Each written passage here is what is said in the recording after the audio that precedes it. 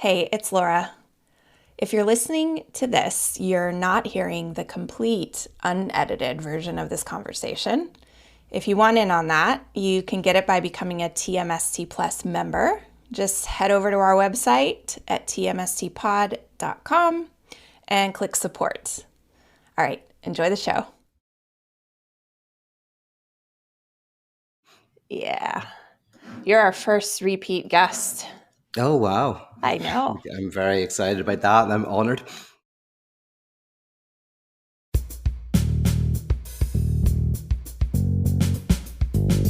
Hello, everyone. It's Laura, and we have a big treat for you today.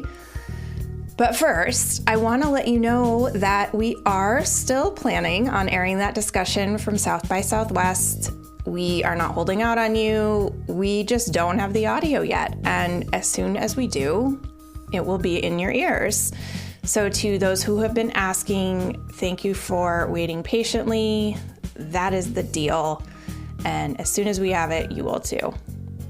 Okay, so here's the treat. We have our first ever return guest to TMST, the much adored and much requested Peter Rollins. For those of you who don't know Peter, well, you're welcome first.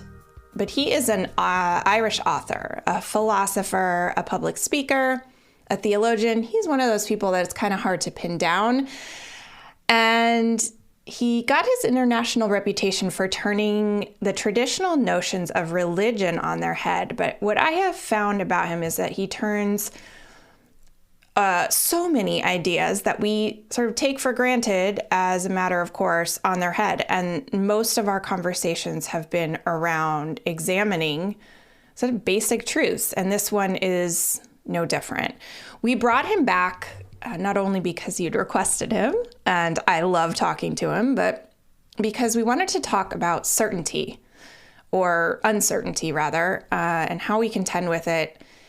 And we went deep into the role of liturgical structures, which, if you're like me, you may have, well, I don't know, you might be very clear on what that means, but I had this vague idea of liturgical structures as something to do with religion and the church, but not really understanding. And he explains it. We spent a lot of time on it. He deconstructs what they actually are, which is at the highest level, the routines and practices that we have in our daily lives. And we talk about the importance of them, both the practical importance, but really the psychological importance, and in some ways the archetypal importance. And this conversation went on for over 90 minutes, so we did have to cut quite a bit. If you want to hear the full thing, including the parts where we talk about the struggle to be close but not too close to other people, anxiety, and trauma, you can become a paying subscriber by going to tmstpod.com and joining. If not, there is so much goodness in this version as well.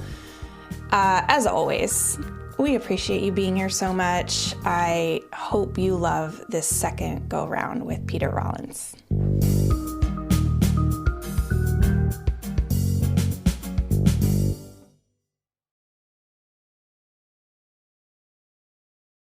How are you today? I'm good. Are we officially on now? We're on, but oh yeah, great. I can officially say hello. I unofficially said hello, of course, but now I can officially say hello to you. Yeah. And it's great to be back and seeing you and chatting again. You asked a couple of days ago, you said, wait, anything special you want to talk about? And I said, yes, we want to talk about uncertainty. Yes. I was very happy when you said that, because I was going, I'll chat about anything, but you said uncertainty. And to be honest, it's something I'm writing a book at the moment, and this is something I've been doing some work on as well. So it's in my mind. I'm doing some courses on it. So yeah, it's up my street. Just as a little hint of where I would like to go, in case it gets boring for people, I'm going to tell them the end bit so that they keep listening. Okay, do it. I would love to outline 4 different types of uncertainty, and the last one is the most interesting. The first one's the most boring, and the last one's the most interesting. And the last one will help us understand anxiety, how to be desirable to our partner, what invokes our desire. So that's where at some stage in an hour from Stick here we're going to around, get folks. into that. Stick around, folks, for that. Yeah, I would love that. We'll head in that direction. We have this scripture, that says that you shall know the truth, and the truth shall set you free. We'll start there, which goes beyond far beyond any bounds of like religious dogma or structure or anything like that. It's a human desire. But what you alluded to is that sometimes when we think we're seeking truth, what we're seeking is certainty. And so let's talk about something what was in that video actually, which is liturgy. And first, I want you to define what liturgy is, what you mean by liturgy. Okay, good. We've already jumped into lots of very interesting things. I know. A lot in there. Yeah, like at its most basic, what I mean by liturgy is our rituals of life. It might be going and meeting a friend every Tuesday for coffee. It might be playing poker every Friday night with your friends, going to the confessional or the coffee shop, whatever it is but certain rituals of life that we have. Some of us, it might be going out every Friday or Saturday night to a nightclub and dancing and listening to music.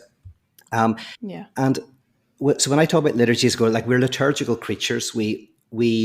It's almost like we need help often, either in confronting our truth, which we'll come back to in a second, or in trying to hide from it. Those are two very strong impulses. So, for example, the liturgy of the nightclub is sometimes a liturgy that people engage in because they're in a job that they really don't like. So 9 to 5, 5 days a week, they have to do something that makes them feel dead inside. They're making money for somebody else. They're not making enough money to pay their rent. They've got financial insecurities. They're not meeting people except as objects to do work with. So you do meet people, but they're functions, and you're a functionary of this system. And so your life is very, very difficult, and you blow off steam on a Friday and a Saturday night. You go out, you drink, you get drunk, you listen to loud music, you have a cathartic experience, which allows you to then go back into your life and do the 9 to 5 again. Yeah. Like, the problem with that liturgical structure is it doesn't really help you confront things. It helps you avoid them. So what happens is you probably get into a rut where you do this every weekend, every Friday, every Saturday night, maybe even twice a week. And you use maybe alcohol or music or casual sex or whatever it is to try to avoid your truth, the truth of your suffering. But if I contrast that with, I always like to contrast it with the Irish pub. A few of my friends, actually, one of my good friends, Jay Baker, he's been drive all his adult life. He's an AA, but he loves the Irish pub. My friend Barry's the same. He doesn't drink, loves the Irish pub. And the thing about the Irish pub is it kind of has the same liturgical structure as a nightclub. It has music, it has alcohol, and it has conversation. But often to a different end. So in an Irish pub, you might go in and have a drink, not to escape your problems, but to talk about them. You have a drink, you sit, you have a coffee, and you sit and you talk about your life. The music is not designed to help you be so loud and so pop that you kind of, again, just get into an ecstatic forgetfulness. But it's some sad Irish guy talking about how he lost his one true love to cholera and how he'll never love again, right? So the music connects you with your suffering, and you're able to have good conversations, not like in a nightclub where you can only say the most basic stuff because it's so loud. You can actually have a good old yarn and talk about life. There are two liturgical structures. One, I think, is designed to help you avoid the truth, and the other is a liturgical structure that at its best can maybe help you encounter the truth that you would otherwise want to deny, the truth of your suffering, relationships, or life. So do you know where the etymology of liturgy comes from? Because I've always thought of it as a function of the church. Yeah, the only thing I know, and I don't even know this very well, but I think there was you go back far enough and there's a real linking between drama and theater and theatrical stuff and religious ritual. And there is a real kind of like melding of those two things. Is it fair to say everyone has a liturgical structure to their life, consciously or not? Yeah, I would say that absolutely. We have, and it's almost because, I mean, it sounds strange at first, although not at all when you think about it, is that we, like, if we could directly encounter our emotions and our fears and our loves and our desires, we actually wouldn't really have much need for music and arts and poetry, and like there's lots of things that we wouldn't really need. But and even people who hear professional criers at funerals, or the canned laughter in comedies, right? These all function in very interesting ways, with the idea being that we often need a song or a piece of art or a hug or the look of a stranger, whatever it is, to access something that we couldn't access on our own. And so really liturgical structure is simply something that enables you to unlock something that you can't really do on your own. That's so interesting. First of all, I didn't know that there were professional criers at funerals. Yes, yeah. To help people cry? You know, it's really interesting. The idea, even with the professional mourner, is almost like I can't access my own tears. I can't access my own suffering.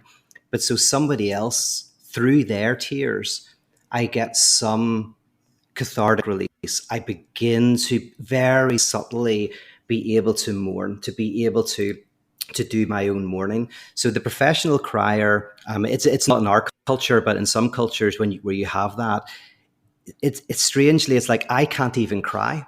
I don't even have the ability to suffer yet. This is fascinating to me. It's almost like the manifestation or the animation or the, I don't have a better word, of archetypal energy, like that presents itself in some kind of physical form or in metaphysical form or something, so like music, art, so that we can, it's almost like it has to be abstract for us, for it to enter us. That's so interesting, this liturgical structure. Because I was thinking when you first started as more of a, like it's a routine or a container for your life, like a rhythm that you set up. Is that? No, yeah, I mean, it kind of, I think that is part of it, but at that deeper level, I think it has a function, more, not just a containing function, but I'll call it an alphabeticizing function. I'm not sure if we talked about this last time. Did we talk about the beta elements and alpha elements? Do you remember? No. I'll mention it quickly, and I apologize to your listeners if we talked about it before. No, we didn't. Okay. I would have remembered that. No, we didn't do anything like that. Brilliant. Well, basically, I'm using these words from a canonical thinker called Wilfred Bion, who is a psychoanalyst, and he talked about beta elements, and what he means by a beta element is when you're a child, when you're an infant, even when we're adults, but particularly when you're an infant, you can be overwhelmed by experience that you cannot understand. And it might be hunger, it might be coldness, it might be loneliness, it might be, whatever it is, you're overwhelmed with something and you can't speak it. And an infant will then maybe cry and have a temper tantrum, whatever it is.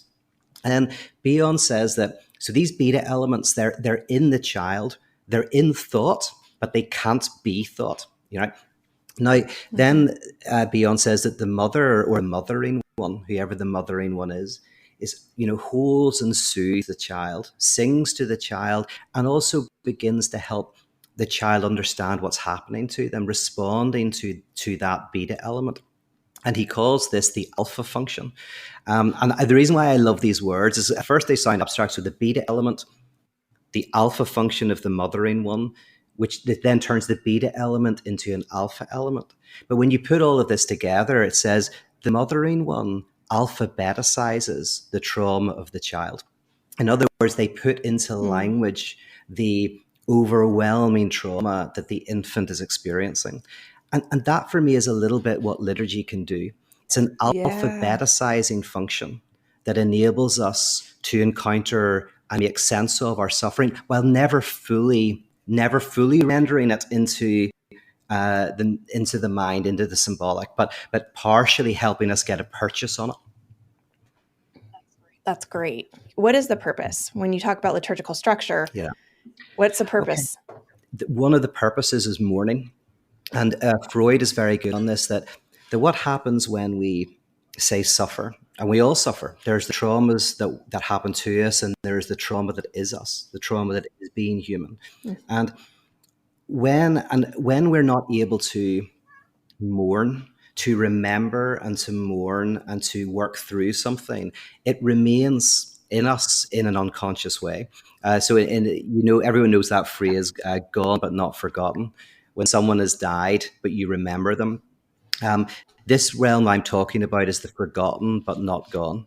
It's where you try to forget your suffering, you try to move on and pretend everything is good and fine, and it remains within you, and it erupts in explosions of anger, in tears for no apparent reason, in some behavior that is very unlike your day-to-day activity. It's forgotten, but it remains like a poltergeist. And so basically, the liturgical structure, by helping you mourn, it turns the poltergeist into a Holy Ghost. And what I mean by Holy Ghost is, a ghost is a presence that is absent. Right? A ghost is a presence that is, so somebody you love who isn't there, as I say, that knock our lives out of shape. But when through this kind of these activities of art and poetry and music and friendship, we're gradually able to kind of like begin to confront those things, begin to speak them, begin to cry over them, they stop having this negative power, and actually they become what's called sublimated. They actually become elements of our betterment and our transformation. Yes, got it. Like integration. It seems like what you're saying is that the healthy or the positive, the advantage to a liturgical structure, so we can metabolize, but we can only metabolize when we tell the truth about what's going on. So let's go into uncertainty. What is the relationship between liturgical structure, liturgy, and uncertainty? Excited. Okay. People who can't see Peter just pseudo clapped his hands together like right. a little kid. Very excited. I'm overwhelmed. Yeah. So I'll get rid of the two boring types of uncertainty very quickly. We'll do that in 2 minutes, which is, so there's a type of uncertainty in which you don't know something because you haven't looked at a YouTube video or read a book on it. And that's generally what people think of with uncertainty, is I don't know what's happening outside my door at the moment because I haven't looked. There could be somebody walking past. There's certain things that you just don't know. And the affect or the emotion that I think is mostly connected to this, I'll call it contingent unknowing, contingent uncertainty, is curiosity. So I would attach the affect of curiosity to that type of unknowing. And I get it. I watch all these weird YouTube videos about weird subjects because sometimes I go, well, how does a computer work? What is happening in a cell? And then I have a curiosity. So there's that type of uncertainty and unknowing. Then there's a second type, which I'll call maybe meaningless uncertainty, and which is where you don't know something. Someone's maybe making a claim and you don't know if it's right or not, but it's impossible to know. So if you talk to someone who's maybe has a psychotic break and they're saying that, someone has planted microbes in my brain, they're controlling my thoughts, and then you say, well, we can test for that. I've got a device that will pick up electromagnetic signals. And then the person goes, oh, no. This device is so technologically advanced that it doesn't give off those signals. And so I go, well, we can give you an X-ray. And we'll say, oh, no, it doesn't show up in X-rays, right? This is an example where it's an unknowing that is meaningless because the person, it's unfalsifiable, right? So there's that kind of unknowing. And the affect that's connected to that is frustration, I think. So when you get really frustrated. But those are the two boring ones. Then we get onto the interesting ones that are to do with liturgy and to what we're talking about.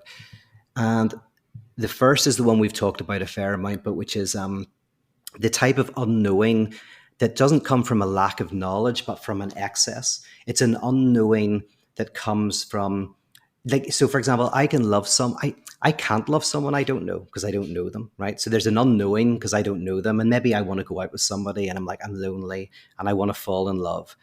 But I don't love a person. I love the idea of love, but I don't love a person. And Yeah. then when I meet someone, I momentarily think, I know you and you know me and we're one and we know each other. But then you realize, oh my goodness, there's a knowing unknowing. There's so much of you I don't know. And being with you is kind of like I realize that there's an abyss of unknowing that I'll never penetrate to the bottom of. That is the type of mystical unknowing and uncertainty that doesn't come from a lack of knowledge, but sometimes from an excess. So this is the move, by the way, from classical physics, which says that we can understand everything in principle that's in the world. We just can't understand the fundamental event that made everything understandable. To in quantum mechanics that says, no, there's an unknowing that's built inherently into reality itself, so that we can't know fully the velocity and the position of subatomic particles, and that's not a lack of knowledge, right? That's an excess of knowledge. That unknowing is woven into the very fabric of reality itself. Yes. Yeah. So that's the third unknowing, and that's very the mystic. That's the apocalyptic unknowing. Yeah. The what you said about that, it's a great example or way of explaining it about when you fall in love, when you fall in love and the experience of feeling that there's so much that you'll never know about this person, and that it is different than just curiosity, different than frustration. It's mystical. The affect for that. One of them. See what you think, but the affect for that I think is awe. So if the affect of the first is curiosity and the affect of the second is frustration, the central affect of this third one is awe. That's so good. And awe is, I mean, from the Stoic philosophers, awe is something that is talked about in philosophical and spiritual contexts as being like an essential part of living a good life or living a meaningful life. Yes, and it's like that's because when I hear people talk about uncertainty, sometimes because they think, oh, we don't know because there's a lack of knowledge, right? And that makes total sense, because we don't know everything. Of course, we know hardly anything, but that's not what the mystics are talking about. That's not what someone like Anselm is talking about. Or there's this notion, there's something Anselm says this beautifully. He says there's things that exist in the mind, but not in reality, like those paintings behind me. No, if they didn't exist, like if I wanted to paint those, they were in my mind, not in reality. And then he says there's things that exist in the mind and in reality, which is when I do paint them. I didn't paint those, but I'm using an example. If I did, they exist in the mind and in reality. And then Anselm says it is possible that something exists in reality but cannot be contained by the mind, and that generates a different type of unknowing. But it's an unknowing of excess.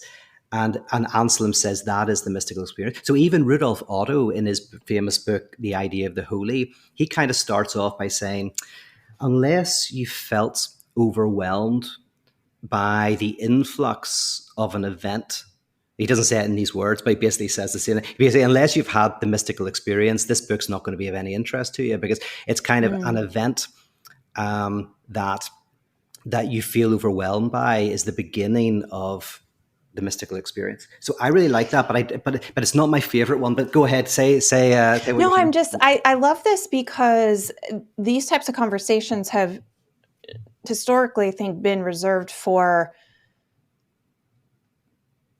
religious contexts. And there's so much skepticism around them because of the way that they're maybe presented in or interpreted in religious contexts. And so there's this idea that, you believe in fairy tales and magic if you believe, quote unquote, in something like this. Where to me, when you present it like this, it's a fact. It's as much of a scientific fact as anything, that there just simply are things in the world that we cannot explain, understand, interpret in our minds, that it's beyond just the fact that we don't know the information. Yes. I love it because to me, it's an argument for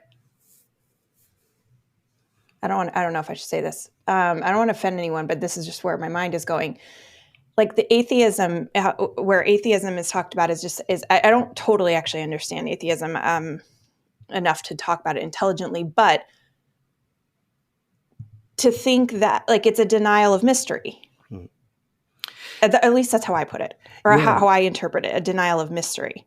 Yeah. So, and funnily enough, I'm doing a course at the moment. It's called Atheism for Lent, and it's kind of and it goes over various expressions of atheism, and because as you can imagine, there's like different shapes of atheism, just as there's different shapes of theism. So, one shape of atheism, which is the one you're mentioning, and it's kind of it's got some interesting stuff to it, but it's basically just a denial of a conceptual theism. So there's religion where it goes like this is theism, this is who God is, and then atheism is a rejection of that.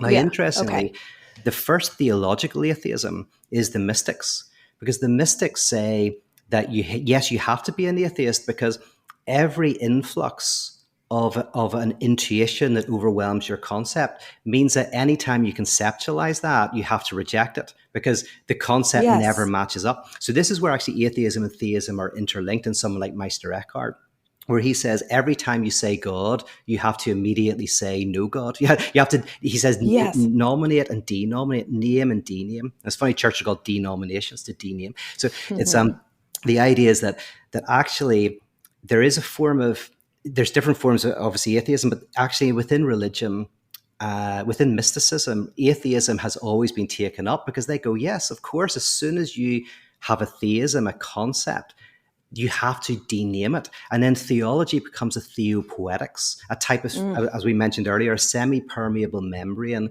that helps you to navigate the proximity with this overwhelming event and help you alphabeticize it.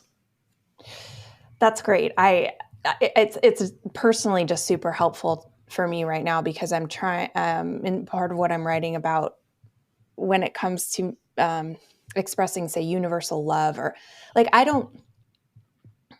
in the context of recovery, I'm not comfortable talking about God in the sense that God is like, it's too limiting. I'm not part of any religious structure or formal theology, but I very much believe in, I don't have a better word for it other than God. So it's like talking about it as this mystical experience. It's giving me new language that it's very much not a binary.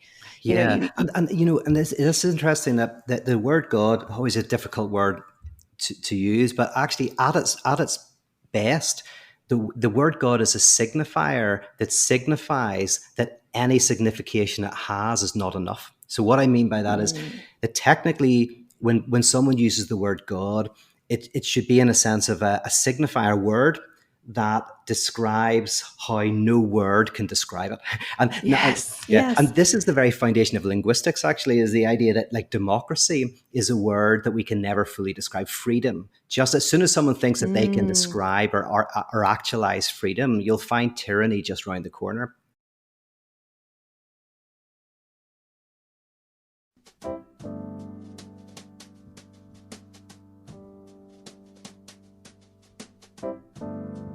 Hi, I'm Michael. I'm the executive producer of Tell Me Something True, and I co-created the show with Laura. We built TMST and our online community with the hope of creating a sane spot on the internet. We're really passionate about the ad-free nature of this work. Our belief is that this project will work best if we're not hustling to keep advertisers happy, and we keep our attention on you, the TMST community. And this is where you can play a major role. TMST Plus is the membership group that helps to keep this podcast going. Whether it's through a monthly membership or a one-time contribution, TMST Plus members are vital to this experiment. As a TMST Plus member, you get to join Laura for member-only events, send in questions for the guests, hear the complete unedited interviews, and connect with other TMST community members. Sometimes we feel like we can't make a difference in the world. With a TMST Plus membership, you can be keeping this space alive and thriving for a one-time gift or for as little as $10 a month. You can find the link in the show description, and then please head over to tmstpod.com right now to support the show. And thanks.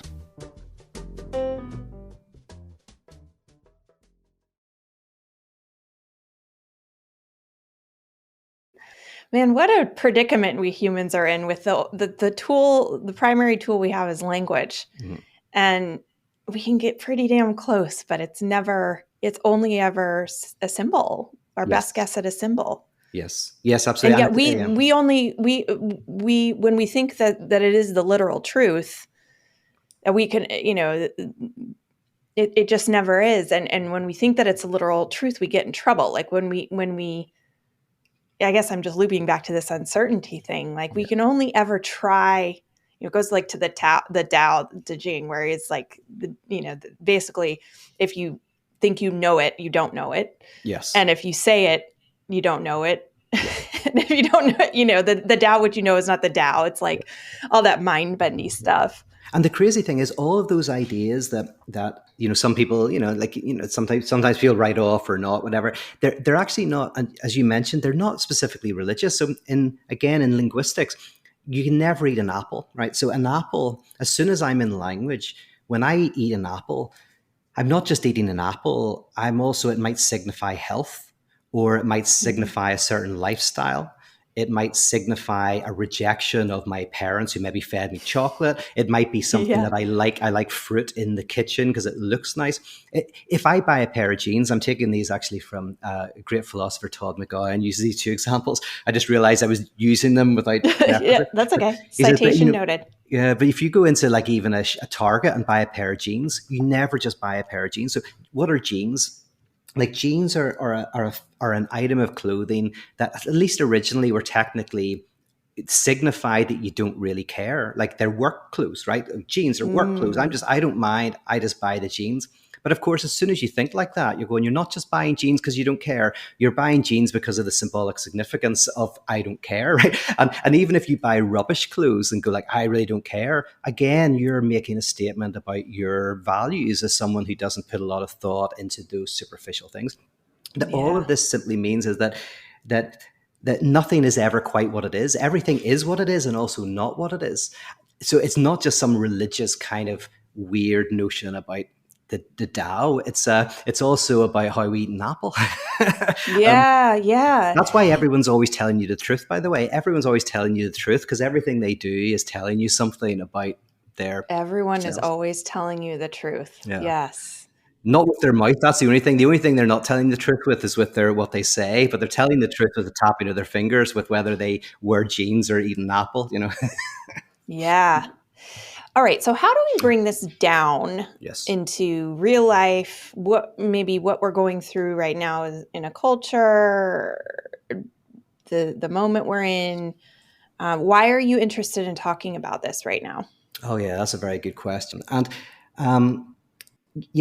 something I love about what you were saying is like that this is relevant to everybody. Like, so the philosopher Jean-Luc Marion, who I mentioned briefly, he, as soon as he starts talking like this, and he calls it saturated phenomenon, he immediately goes, hey, don't think I'm getting all religious on you. Now, he happens to be religious, whatever, but he says, this is whenever you look at a piece of art. He says, if you know everything about a car engine, like you've read books on car engines, and you bring your car in to get fixed, and then you try to show off to the mechanic that you know loads about cars, and then imagine the mechanic saying, I don't know what you call that. I have no idea what. I just have been working with engines for 20 years. I know how they work, right? That's an influx of intuition over concept. Yeah, so okay, got it. I was wondering where you're going with the car thing, but right, the mechanic might be like, I don't know all these words that you're talking about. I just know that this is the thing that's wrong, and I don't even know why I know it. And for Marion, he outlines 4 different types of this, what he calls saturation, and then he says religious experience, if it exists, is where all 4 are happening at once. So it's a saturation of saturation. So that's his idea. But then the question of what has this got to do with life and where we're going? To do that, can I talk briefly about the fourth type of unknowing, which we haven't touched on yet, which is the most interesting, and I think has something really important to say today. Please. This 4th one I want to call abyssal, the abyssal unknowing or uncertainty. And whenever I mentioned earlier in the podcast about how a child they're always being looked at. And that's important for them becoming a self, because it's not just that I am looking at other objects, it's that I'm an object as well. I'm a thing in the world. I exist in the world. If we don't have that, there are people who have ontological insecurity their whole lives. And a lot of What do you mean by ontological? I don't know that it's a word. Oh yeah, most people have in their vernacular. Yes, sorry, yeah. It basically, so it means okay. being. And in philosophy, it's about the science of being. But R.D. Laing, who's a really, really interesting psychotherapist and psychiatrist, he wrote a book called The Divided Self. And he says ontological insecurity is when your sense of being is very fluid and under threat. So this is what's called psychosis or schizoid structure. And a schizoid structure is where sometimes they don't know where they start and where they stop. Sometimes they're in their body, out of their body. They experience depersonalization, derealization. Yes. They, those are all kind of, there's fear of implosion, where there's a sense in which they can become everything for another person. So they're terrified that they will lose their sense of identity. Or there's a fear of, that if they lose somebody, their entire world will collapse and they will be nothing. So they have what's called primal agony. Sometimes even falling asleep is terrifying, because there's a certain sense of will I wake up? Like, my sense of self is so insecure that when I fall asleep, will I reawake? So that's ontological insecurity, which kind of all kids have, and then, as I say, many people have as adults as well, like 10% or whatever. Yeah, if you ideally, as you grow, you develop a appropriate sense of self. Probably so, yeah. Yes. And then you're able to relate appropriately. You're attached. You have appropriate. I don't want to say appropriate attachments. You have stable attachments, secure attachments, and so on. It affects almost everything about the way one might experience life. Absolutely. Okay. And if you don't have that, then what you have to do, which you can do is find artificial ways to do it. So sometimes some people, but there's a real strength in having ontological insecurity, by the way, because it's more close to the truth. Because the sense of self is a bit of an illusion, right? So that person experiences that, but it comes with suffering. That's the problem. So great artists, like someone like Kafka, experiences ontological insecurity. When you read Metamorphosis or whatever, you can tell he has a real sense of not having a sense of self. Like, it's a very ruptured schizoid sense of self. And he's a great writer. James Joyce is the same. Francis Bacon paintings, if you look at Francis Bacon paintings, they're all about ontological insecurity, the dissolving of the person. So the infant is experiencing, one of the questions of the infant for my favorite thinker, Lacan, or one of my favorite thinkers, Lacan, is that the child is always asking, who am I for the other? What does the other desire of me? Because they know they're desirable. They're being looked at. They're being gazed upon. There's obviously a lot of desire around kids, but they're also going like, what exactly do they want? How can I perform? What do I need to do? And also sometimes, how can I get away from all of that desire, right? It's both. If it's too much, too overbearing. Too much, right? Yeah. So again, negotiating that the closeness and the distance between ourselves. Exactly, the presence and absence. Now, the funny thing about this is what's really interesting to me. Hopefully it's interesting to your listeners and whatever, is I've been trying to work out for a while,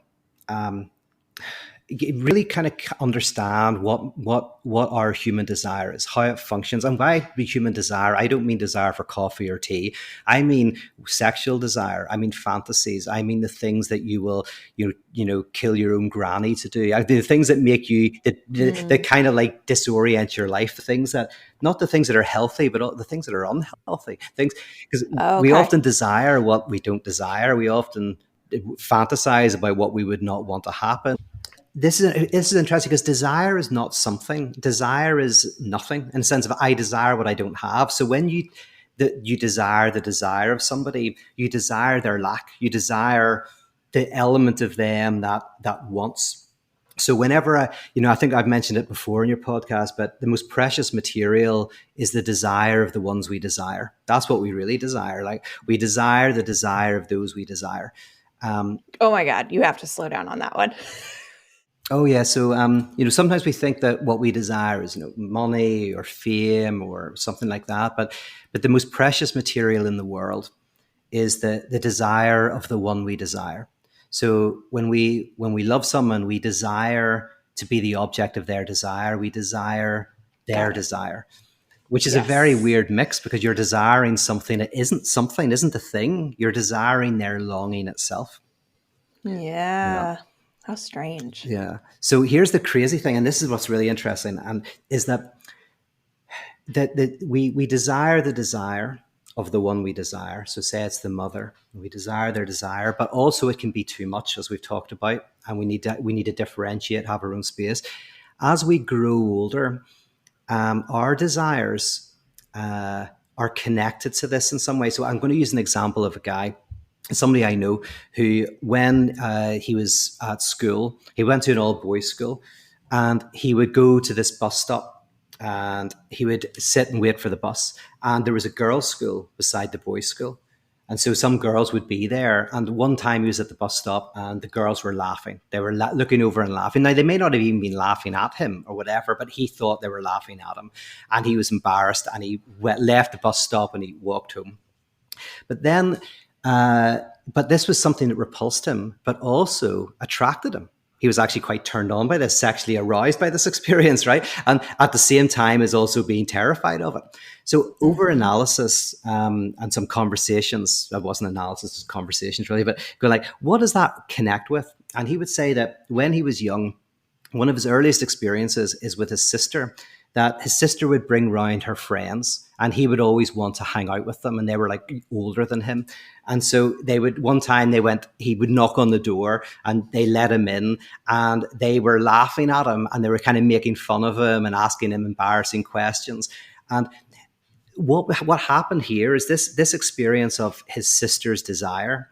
He knew that he was the object of his sister and his sister's friend's desire, but he also didn't know what they desired from him, what they wanted. So you don't mean sexual desire. You mean like just desire, interest. just interest. Yeah. So this is pre-sexual. This original experience. His second experience was like there was a small sexual element to it, but this first experience wasn't sexual at all. It was pre-sexual, but it was but he was desirous of hanging out with his sister, but also a bit embarrassed. And this the first experience Freud called it Das Ding, which is the abyss of the other's desire, right? What does my mother want from me? Or what does my brother want from me? What does my father want from me? What does my sister want from me?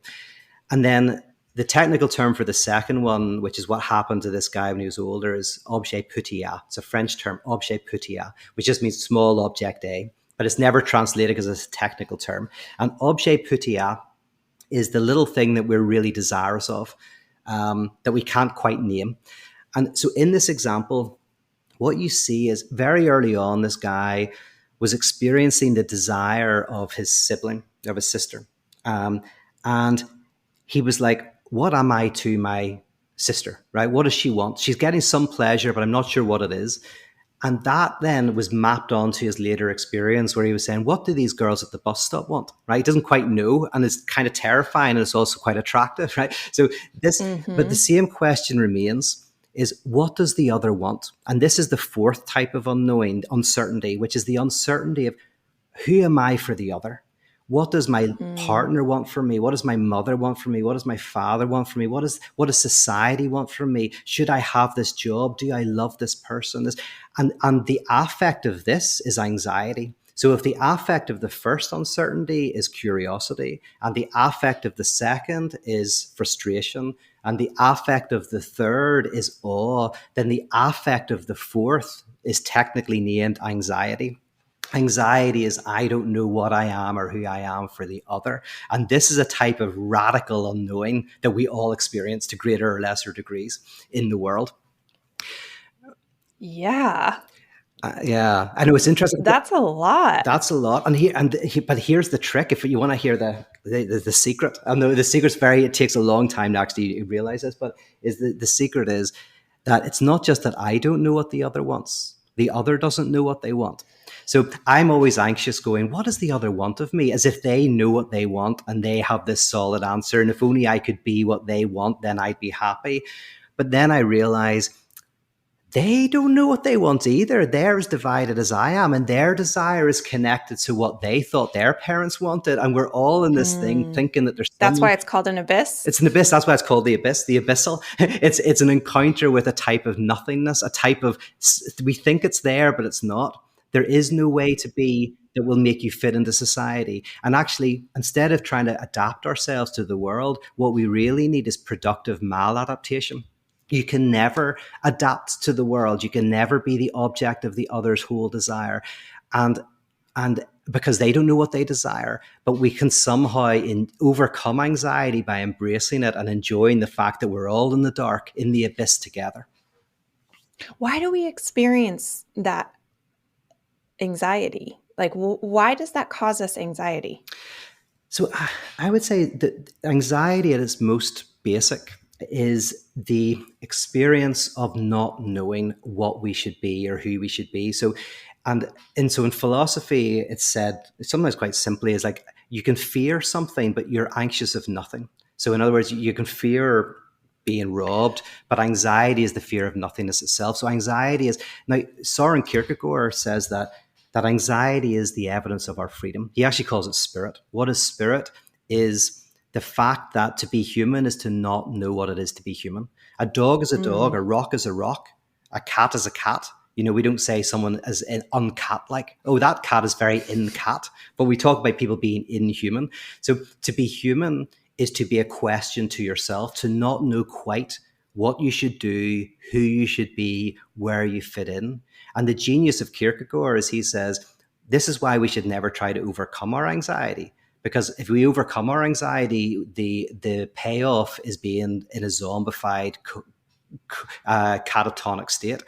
Rather, we overcome anxiety by somehow allowing it to breathe, by bringing it into us, by saying, oh, this is evidence of our freedom, that we none of us quite know what we should do. All of us have imposter syndrome. All of us feel like did we act correctly at the party?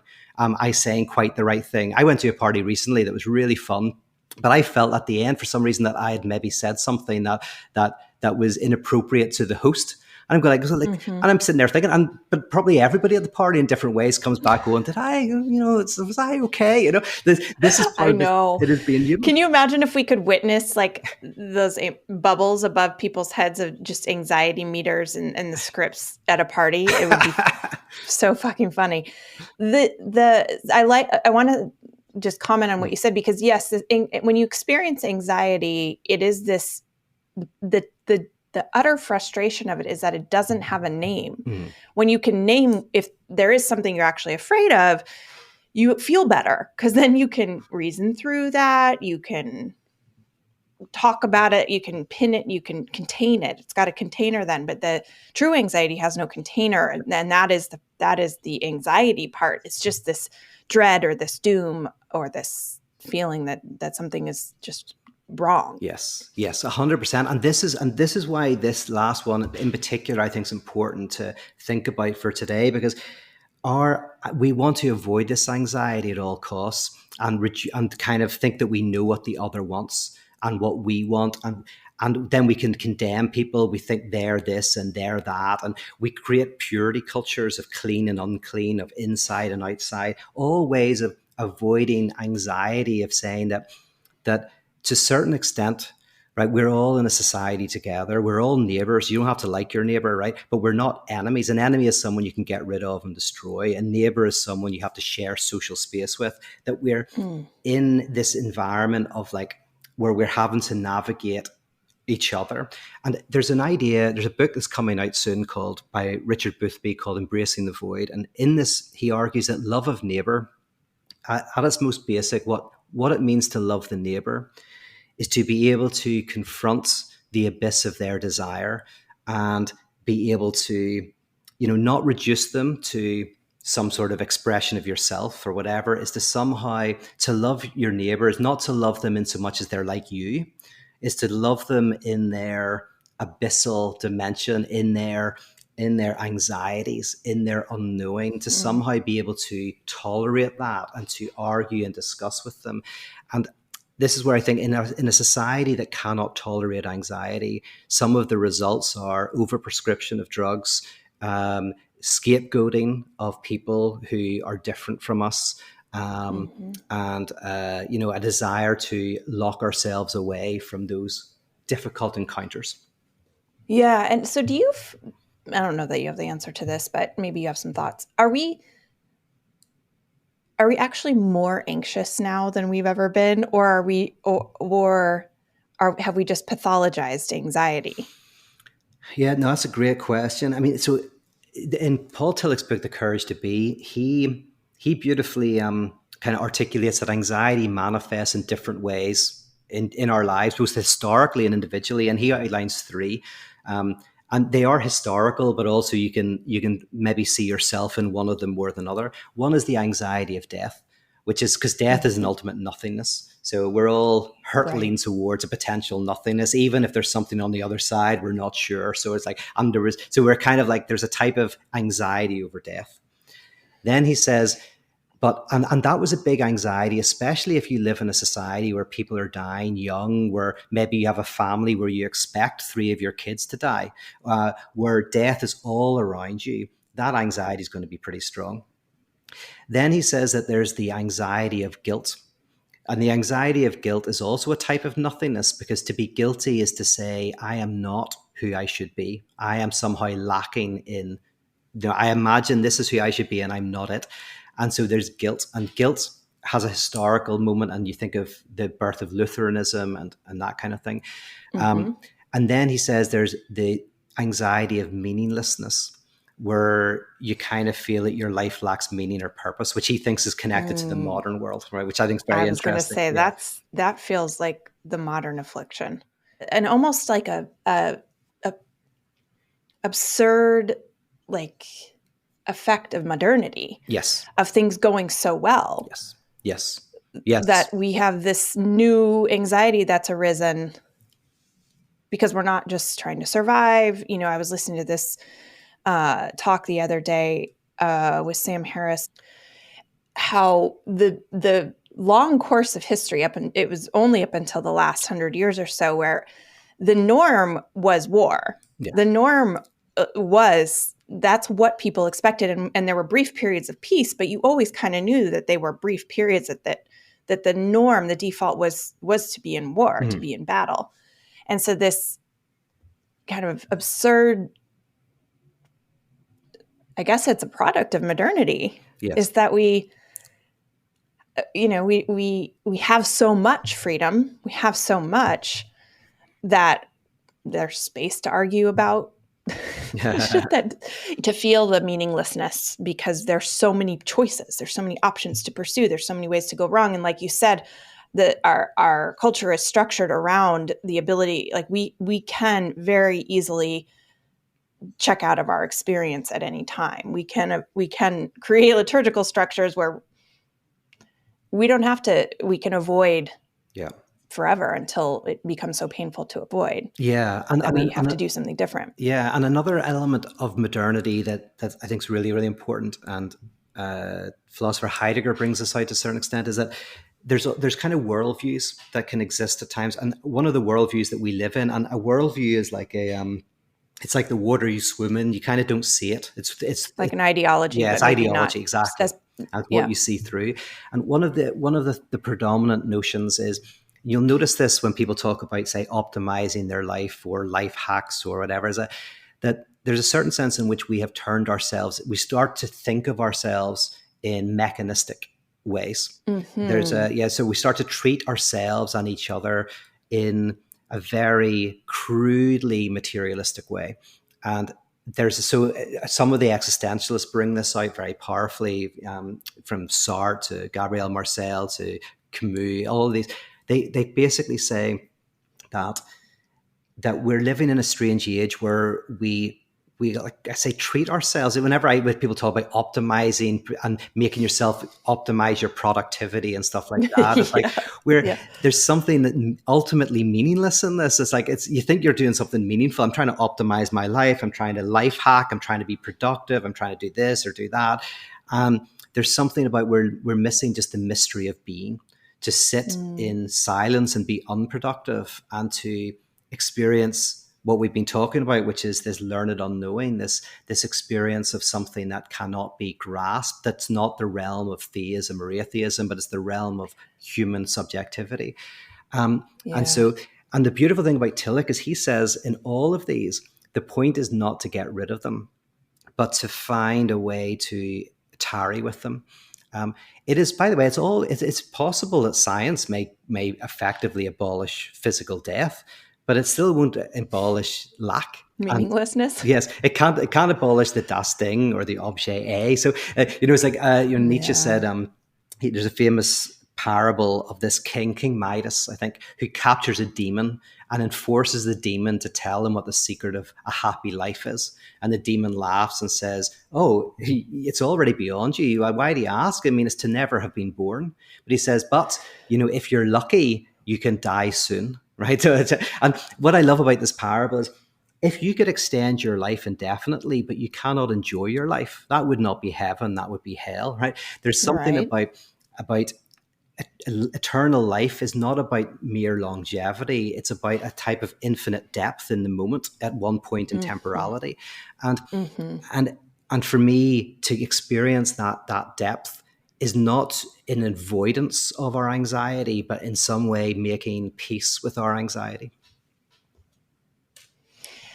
Yeah, I want to go down so many rabbit holes, but I'll try to just land this plane somewhere. What I was just thinking as you were saying that is we need a voice in the middle, because I don't think productivity as a means to just getting more things done, let's say, is But we also, the answer is also not to not do anything. Yes. Oh, yes. We like doing things. We like having goals. We like working towards things. And so there's been a lot of books that have come out as sort of a reaction to this hyperproductive way, the modern, ethos on productivity, which is like how to do nothing. Oh, yeah. And you can't just show up at work and say,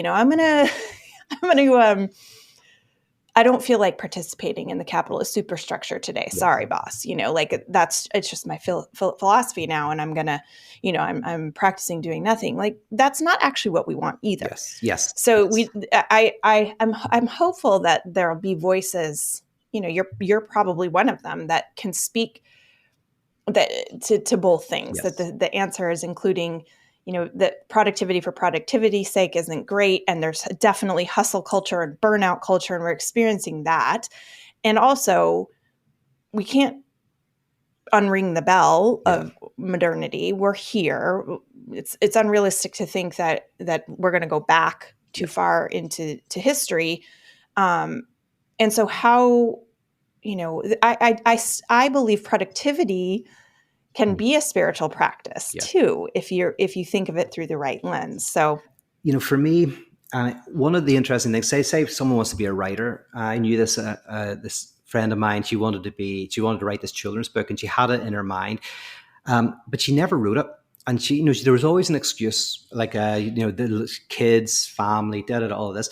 But actually, it was a very short book. It was a book because it was for really young children. It was going to be like probably 500, 1,000 words, but it would be with illustrations. But what I realized through talking to her is that she had this kind of fantasy that writing the book would somehow fix everything that was bad in her family life and relationship. And so she didn't know this consciously, but unconsciously, having that fiction, that dream was giving her a certain pleasure. If only I did this, everything would be great.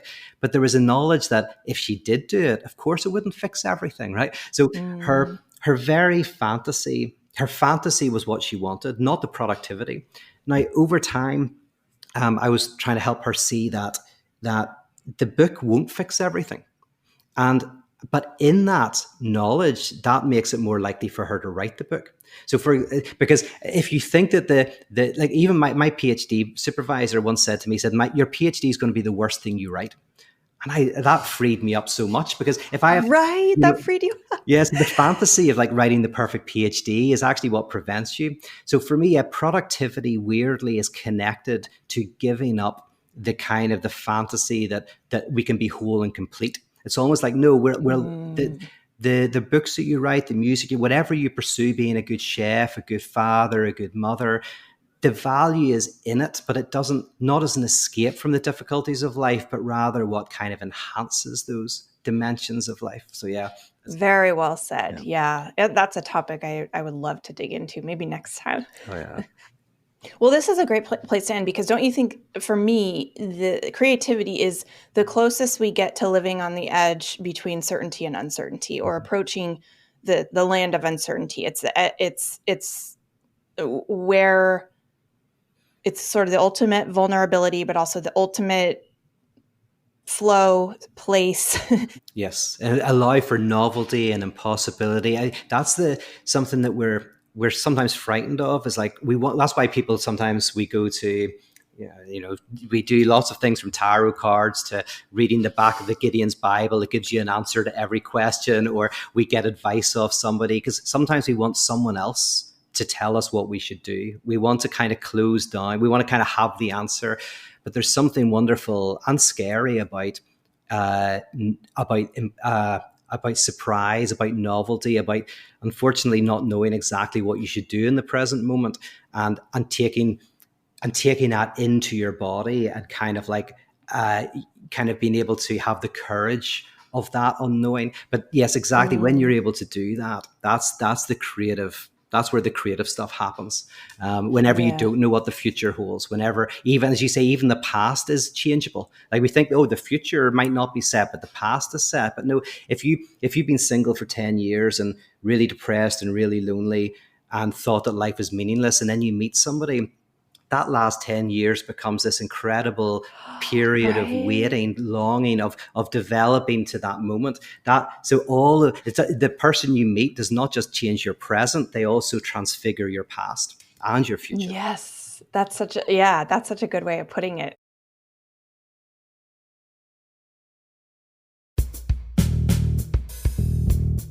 All right.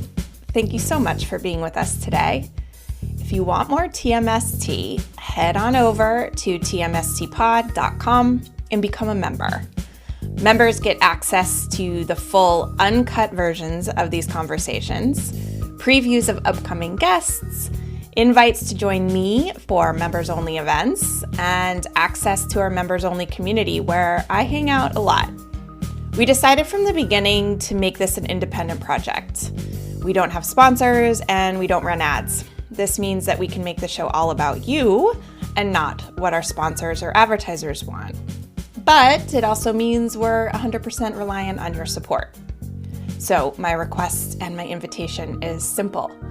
Support the show by becoming a member, or you can simply make a one-time donation of as little as $5. I cannot stress this enough. You can make a huge difference for as little as $5. Please head over to tmstpod.com right now. Tell Me Something True is engineered and mixed by Paul Chufo. Michael Elsesser and I dreamed up this show, and we're looking forward to joining you online and next time on Tell Me Something True.